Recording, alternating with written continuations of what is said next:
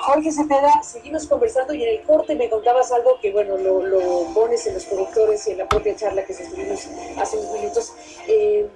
Hablando del espionaje, que forma parte, bueno, es un ingrediente de una trama, un thriller político que involucra, bueno, pues periodistas, políticos, mujeres, todo lo que desde luego está retratado en Los Corruptores, y que este ingrediente del espionaje, bueno, tiene su sofisticación, pero lo que aquí puedes poner es algo que te contaron de primera mano de lo que ocurre hoy por hoy en cualquier lugar como México. Sí, los niveles de sofisticación del espionaje en México, de las telecomunicaciones, de nuestras redes sociales, desde luego los teléfonos, etcétera, es impresionante, ¿no? Hay aviones a niveles altísimos por encima, digamos, de lo que uno alcanza a ver, que tienen la posibilidad de captar como si fueran satélites la masa de información de telecomunicación que existe en el Valle de México. Esto es trasladada a sistemas de computación que decodifican y establecen palabras claves para ir definiendo conversaciones que resultan susceptibles de interés, ¿no? Eso además, obviamente, ya de la vigilancia dirigida hacia nodos interesantes, ¿no? Periodísticos, políticos, del crimen organizado, etcétera, etcétera. Y eso está operando hoy en día. La posibilidad de entrar en tu Facebook, en tus correos electrónicos, es absolutamente tan cotidiano, digamos. Tan cotidiano, y bueno, estábamos adjudicándole al gobierno de Estados Unidos, gracias a Edward Snowden, esa capacidad de espionaje masivo, planetario, ¿no? Pero bueno, estos mecanismos también están en lo local, en lo nacional, por lo que se ve. Mecanismos muy sofisticados y luego algunos muy ingeniosos, ¿no? A ver, por ejemplo. También me enteré como periodista, y lo meto aquí en la novela, de un esquema ya muy tradicional que en realidad echó a andar Gutiérrez Barrios cuando era secretario de Gobernación de Salinas, que consiste en poner bajo sueldo, bajo comisión, a jefes de meseros y meseros en los 15, 20 comedores políticos importantes del país, donde se juntan estas élites de las cuales hablaba antes, que resuelven las cosas en la sobremesa. Y en los reportes, la misión de estos meseros, que se llevan una iguala, es establecer quién come con quién, cuánto estuvieron juntos, y si es posible el tema o los temas de conversación. Porque cuando uno está charlando apasionadamente en una mesa, no te das cuenta de las 15 veces que viene un mesero a cambiar los cubiertos, a poner las bebidas, a llevarse esto y traerlo aquello, ¿no? Y ese es un poco los temas de que el operador político ya sabe quién se está viendo con quién a lo largo de todos estos puntos de reunión. Ahora, Jorge Cepeda, tú escribes Los Corruptores, que entiendo es la primera y que estás caminando para una segunda parte de Los Corruptores, se leí por ahí, que estás ya escribiendo lo que sigue. Así es. Bueno, estás en eso, pero en esta primera parte tú decides hacerlo con la intención de decir, a un año del regreso del PRI a Los Pinos, con todo el significado político que eso tiene, desde luego, algunos llaman a esto la segunda alternancia, algunos hablan de los riesgos de la reinstalación de viejas prácticas o el refrendo de algunas que creíamos ido y nunca se fueron, en fin, todo lo que implica en términos políticos y sociales el regreso de un partido que duró 70 años en el poder y que ahora viene en esta nueva ronda que no sabemos cuánto durará y qué tipo de cosas pueden ocurrir para saber si persistirá en un largo alcance o concluye este sexenio y vuelve la alternancia. Realmente ese es el conjunto de enigmas que están puestos hoy a la mesa. Tu impulso principal para hacer Los Corruptores está en eso.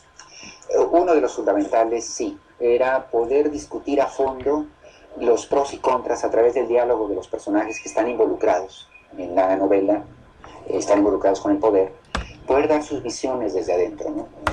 Y mis sensaciones, y un poco la guía de esta ficción, es que el PRI está en un enorme desasosiego porque las cosas ya no son como eran antes, ¿no? Es decir, uno podría especular si es un PRI con la cara lavada o no. Quizá lo más importante no es eso, sino si México es el que era hace 12 años. Lo que han encontrado, ahora sí Peña Nieto, o PRI en la ficción, es que el tablero de mando del Ejecutivo carece ya de muchos botones y palancas con las que antes se gobernaba a este país, ¿no? Cuando Prida y sobre todo cuando el secretario de Gobernación Salazar intentan hacer este control de daños, actuar sobre los medios de comunicación y sobre los periodistas para cuando se revela la muerte de la mujer y la asociación con el secretario de Gobernación. Exacto. Ahí tratan de los controlar primeros escándalos que salen de los archivos de Pamela, que tenía Pamela, ¿no? Tratan de hacer un control de daños y se dan cuenta que es otro país, ¿no? De la misma manera que Salazar dice, la democracia es falible, las instituciones son débiles, necesitamos el regreso a un presidencialismo con mayor nivel de firmeza. Y su interlocutor en la novela le dice, no, puede ser que sea cierto, pero esto nos puede conducir fácilmente a un autoritarismo de viejo cuño. Con esta argumentación se instaló Putin durante muchos años, y más los que siguen, en el poder en Rusia, después del caos democrático que provocó la caída del viejo régimen, ¿no? Casi palpado, digamos, se puede recuperar para México como uno de los escenarios de salida. El modelo Putin. El modelo Putin, ¿no?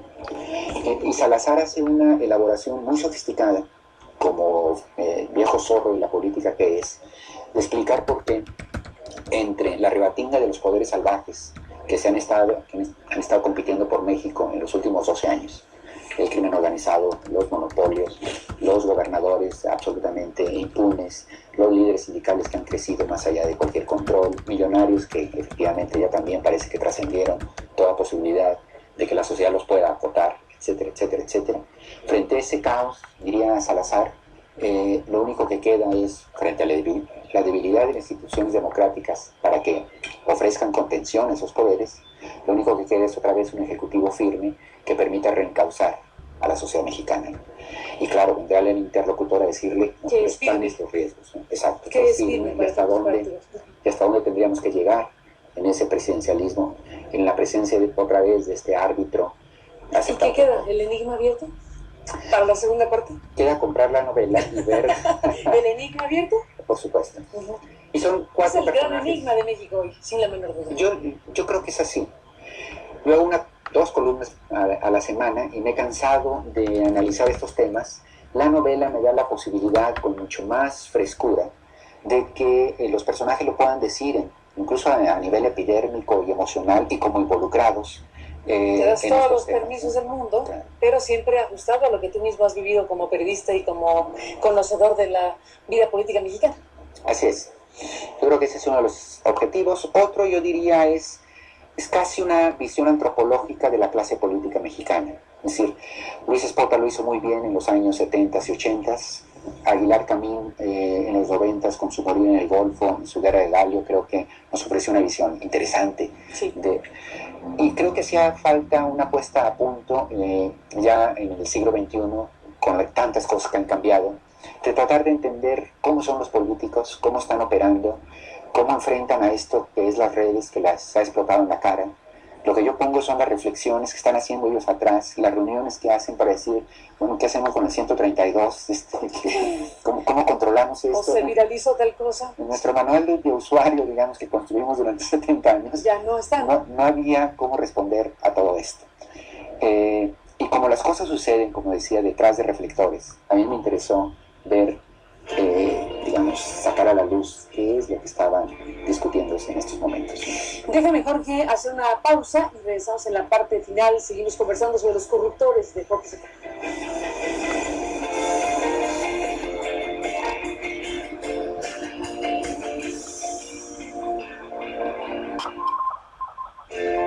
Bueno, se acabó el tiempo, Jorge Cepeda, pues felicidades por esta primera novela de un periodista como tú, Los Corruptores. ¿Con qué te despides? Porque bueno, claro, aquí están los grandes enigmas de la política y de la sociedad mexicana en estos tiempos de regreso del PRI a los pinos, un año después. Me despido con la importancia de la novela para poder enterarse de cosas que realmente están sucediendo. Por ejemplo, el hecho de que el poder dice, le tengo más miedo a un hashtag negativo, a un trending topics, digamos, en las redes, que a una declaración de la oposición o de un diputado. ¿Eso es la vida real? Eso es lo que les quita el sueño, porque no hay control de daños sobre la blogosfera, ¿no? Y por otro lado, también diálogos que son imperdibles entre los protagonistas. Salazar diciendo, no, nosotros sabemos que el futuro de México pasa por una reforma que controle los poderes creados, estos poderes salvajes que han metido manotazos, ¿no? Los poderes fácticos. Exacto. Y estamos haciendo las reformas que necesita el país para tener control sobre todos estos temas. Y le responden impecablemente, es decir, no me vengas con eso, es decir, para afectar a los poderes tienes primero que prescindir de ellos, que te trajeron de la mano a la propia presidencia, ¿no?